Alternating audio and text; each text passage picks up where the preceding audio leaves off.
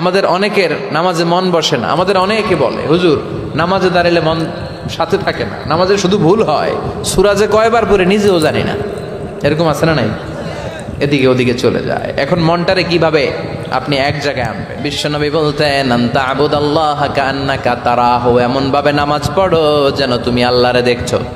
Fine লাম তাকুন তারাহু ফাইন্নাহু ইয়ারাক, এটা যদি মনে করতে কষ্ট হয় অন্তত এটা ভাবো যে আল্লাহ তোমায় দেখছে। ঠিক কি না? নামাজে যখন দাঁড়াবেন ভাববেন আমি আল্লাহরে দেখতেছি। এটা ভাবা অনেক কঠিন, এটা যেন লোকেরা পারে না।